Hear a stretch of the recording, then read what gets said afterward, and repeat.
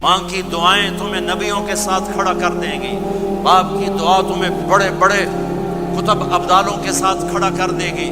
والدین کو خوش کرنا، جو صبح صبح والدین کی صرف ایسے جا کے دیکھ لے، نہ سلام کرے نہ حال پوچھے، بس یوں دیکھ لے محبت سے، صبح سے شام تک جنت میں 2 دروازے اس کے لیے کھل جاتے ہیں۔ صبح سے شام تک جنت میں 2 دروازے کھل جاتے ہیں۔ اگر آپ کے ماں باپ یہاں ساتھ ہیں تو اپنی جنت بنا لیں، ان کے مرنے سے پہلے اپنی جنت بنا لیں، ان کی دعا لے لیں۔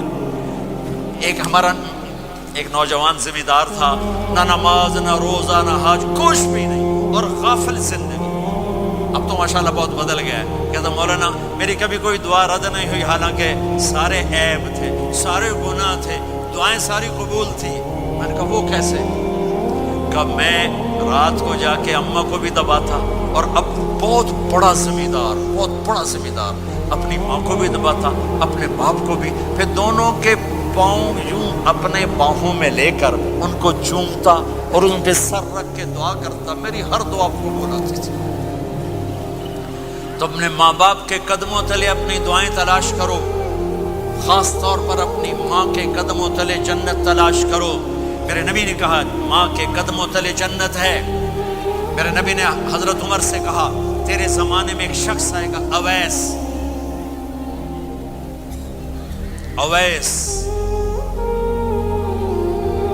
وہ رنگ کا ہوگا کالا، قد کا ہوگا چھوٹا، اور قبیلہ ہوگا قرن۔ جب وہ آئے تو اس سے دعا کروانا، تو بھی اور علی بھی۔ کہ وہ کس لیے؟ کہ اویس نے ماں کی خدمت کر کے وہ مقام حاصل کیا ہے، جب ہاتھ اٹھاتا اللہ ہاتھ رد نہیں کرتا۔ عمر علی کو اویس کی دعا کی ضرورت نہیں تھی، ہمیں سکھانا تھا۔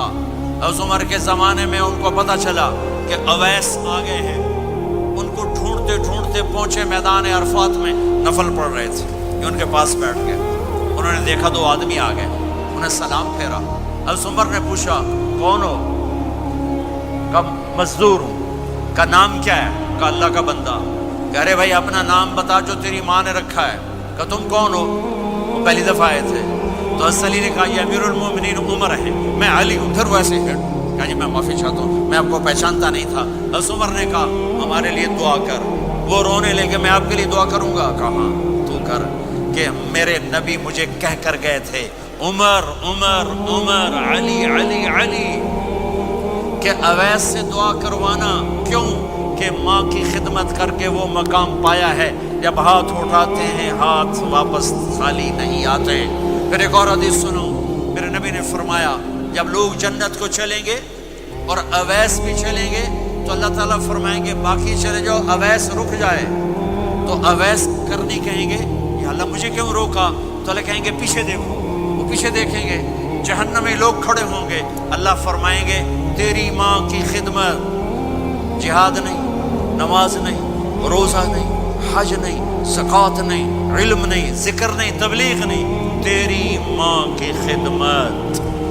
آج اس کا صلہ دیتا ہوں۔ یہ دوزخ والے کھڑے ہیں، جدھر جدھر تو اشارہ کرے گا تیری طفیل سب کو جنت میں ڈال دوں۔